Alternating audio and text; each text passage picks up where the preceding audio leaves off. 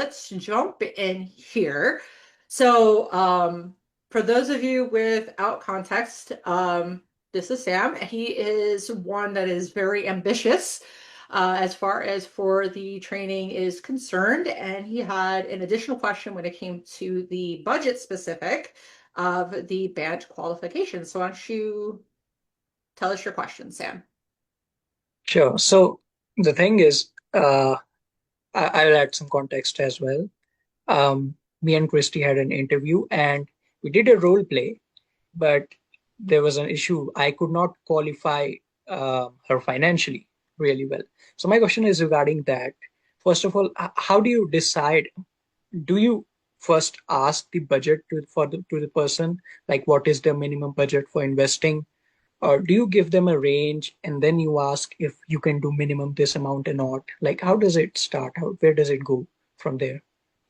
That's the question. This is not going to be a simple answer. This is not a black and white answer either. This is really, it comes down to the conversation, it comes down to what you're comfortable with, and it comes down to your closing style, or setting style. And a lot of people tend to wait until the end. I tend to wait until it's applicable. If you're talking about like, there's investments, okay, is there an investment like that you already have that number in mind? Never say, do you have a minimum of blank? Don't say minimum of whatever because that just caps yourself.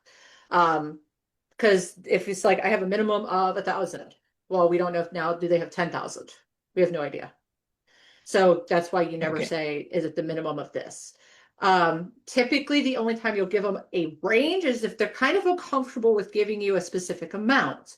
And there's different ways to do it to make them more comfortable, which is more like a price anchor technique as well. I know Joel goes over that with the price anchor, and there's also the price marinade. It's about the same thing. And it's basically where you throw out a price range, something that's above Mhm. what it is, and you see what they react to it. And then it's just bringing it down one at a time until you find out, oh, here's the comfortable level. So that's if they're resistant. Most times I find they're not very resistant. It's Mm. more than a trust issue with you if they do not give it or it's too early. I know if you try to get it too early or you try to get the specifics of that detail too early without the trust being there, you will get resistance with that. Now, when it comes to the budget, there's a lot of ways to phrase it. It could be, hey, as you know, typically with businesses, you have to invest into your own company in order to have this actually scale and to make money for you. Did you have any investment set aside that you're willing to put towards the company? Never say, do you have a certain amount to purchase? Do not say purchase in any way, shape, or form. It's investments, capital, depending on the market, you can use capital. Um, Mm. Something to invest in yourself. So it can be invest in yourself, invest in your business, depending on the conversation. You never want to say purchase though. Purchase to buy something. Anything that sounds transactional, no, do not do it. Okay. Um, they'll automatically not say anything. And what would be your like default? I mean, let's say we went through the call and like I'm a beginner phone setter, right? So I'm pretty new. Yeah. I don't have a style right now that I don't even know what styles are there. So I'm not comfortable with anything. I'm trying to find my own style right now. And surely there are a lot of others as well. So what would you suggest to like people like me who are just beginning? At what stage sh- should we ask the price? I mean, yeah, you said right. It depends on the call, Hmm. but it depends on what? That is my question. Like, how do I Yeah. know that now is the time? It's conversational. Like if I get onto the phone with you, like for an interview, right? I'm not Mhm. gonna get on there and go, okay, you're gonna jump on right now, right? Yeah. Because you're like, I know nothing. I know nothing about what you're doing, what you're saying, what you want me to do. How am I going to tell you yes or no? It's the same principle. You're not going to jump onto a setting call and say, okay, give me your money. How much are you handing over? Okay. People work hard for their money, which is why they have a tight grasp on it. And they don't have this like abundant mindset yet. So to them, they're willing to part with it, but it has to be valuable to them. So in order for them to share that, the trust needs to be there and the walls need to come down. So normally I start out with the conversation, pretty standard for my conversations. Just saying, okay, so what brought you here? They'll tell you. And shortly after it transitions to, okay, well, how much, not how much, but what do you do for a living? How is that working for you right now?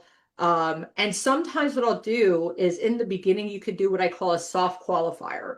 This gives you the understanding of where you're working with budget wise without asking for a price. Okay. Um, this is why, like, sometimes people will hear me go, well, that's too soft and you need it to be a hard qualifier. Hard qualifiers are Mhm. this is the actual answer. Soft qualifiers are you can make a reasonable assumption, but we don't have it in stone yet.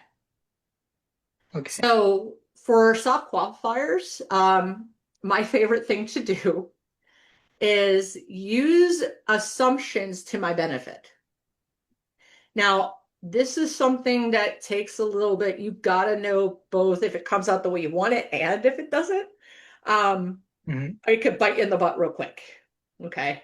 So the reason I say this is because everybody on this planet Earth, I don't care who you are, loves correcting people. I don't understand fully why, but they just like to go, I'm right, you're wrong. So I use that. So it's like, okay, what do you do for a living? They'll tell me. Whatever they do, I think, what is the market standard for this? Right? And it's only a high, medium, or low, typically just high or low. So if I say Mhm. busboy, what do we think of? High income or low income? What bus what? Busboy, Oh, okay. dishwasher, Low income. low Yeah. income. So I'm going to say, oh, well, I heard actually from like a friend of mine that they make actually pretty good money from that. Is that true? Hmm. I know the answer is no. Now, I say be careful because especially in this case, they will say, "What kind of friend told you that? That's ridiculous." There is no way they're making good money. I'm like, huh. This is why in my phrasing I said, "My friend told me." It's their fault. It's not my fault. Right?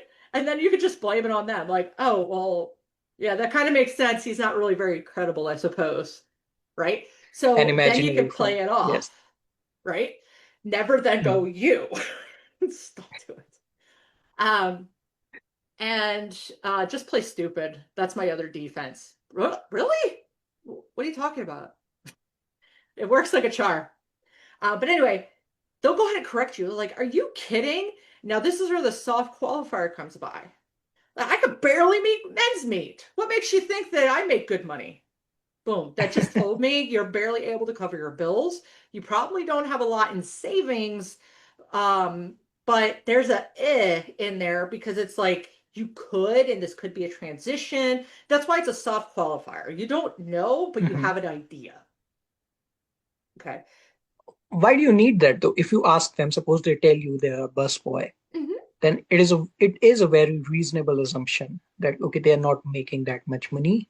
Most likely they're not qualified, and we need to hard qualify them at the end anyway, But the soft right? qualifier can get them disqualified quicker. If I Yeah, know, but as you said, right, you can't be sure, and so right. you will have to But go to then the you hard ask those qualified. additional questions to check. So yeah, that's why I said you could do it quicker. Because then he goes, I could barely meet ends meet. What do you mean? I'm sure you have savings or something, right? See, it flows right into that next question where I can ask that specific question. And now it sounds like I'm following a conversation and I'm not probing for the actual answer. Oh, okay, yeah, Yeah. So the that makes follow up sense. is where that comes into play. Now, there are some instances where, and then whatever he says after that, probably like two more questions later, I'm like, okay, let's get off the phone. Um, But that's the same thing when I hear college student. Hmm. Okay. But I'm like, but wait, there's more. Are you on campus or do you live with your parents? This is a key difference because if you live with your parents, there's two possible scenarios. One, they're paying for you, or Hmm. two, you had to get your own job. If they say on campus, the odds of you having a job are very small. And the other thing is, it's probably an on campus job, which is not really meant to make a profit. It's just meant to give you stuff for essentials, so to speak. Okay. Hmm. So you get a better idea. And then you could just get to the harder questions a little faster to go, okay, this is exactly what it is. Does that make sense? Okay. Yeah, I understand that. Okay. It makes sense now. Mm-hmm. Because in the start, my mind went, right, since we are already asking them what they do for a job that qualifies them or disqualifies them at most of the times. And then we go to the hard qualifier at the end just to make sure that, yeah, they are disqualified. They don't have like $10,000 as savings, but they are working as a busboy or whatever. But okay, yeah, it's a good tool to get into the conversation. That's Yep. the main purpose, right? Yep. Now, keep in mind, this is just my style. My style is very bubbly, friendly, kind of making fun of things. So I joke a lot. I know that typically on a sales call, you're not supposed to have good feelings. For like the first quarter of it, I'm making jokes left and right. Okay. We're making fun of everything. I want them to make fun of everything, tell me everything that's wrong. And then later, okay, let's have a serious talk about this now. Okay, we're done laughing. Let's get to business, right? And a lot of times what that does is allows them to be like, "Oh, okay, you're my friend," right? Now this can backfire. Depending on the offer, it can backfire. Because of what it's also known as emotional shielding, which is technically not a good thing. Okay. We don't want to shield them from their pain because no, we want you to feel your pain. Mhm. Okay. So it has to be used very skillfully, intentionally, and not just I'm trying to make buddy buddy. Okay. Because normally So do in you my do you yeah, go ahead. recommend doing that? Yeah, do you recommend doing that as like someone who is just starting out? Do you recommend them doing No, that then? No, right? no, no. When you're just starting out, you can try things. Okay. I encourage you to try things. Don't go to the extremes. Okay, don't go to the extremes. I found out it works for me, but it doesn't also work for every prospect I talk to. There's some of them that are very strict and stern. I could tell that within the first sentence or two, and I'm like, okay, this isn't going to work. And then I have to Mhm. adjust. But then there's others that are just really shy. They don't they don't want to interact. So I blend well, obviously, with what we call sapphires, people that are just bubbly and all over the place. But you have to learn to adjust as well to the other people. So if they're reserved, it's like, it's okay. Take your time. I'm here. Let's talk it out. It's okay. People that are more, I want to get to the point. Hey, no problem. Let's get to the bottom line. Let's see what you need, how we can get you there, and see if it makes sense. So it is about adjustment. It's about knowing who you're talking to. And it's also knowing where you're going with the conversation and how you're trying to obtain that budget. Okay, makes sense.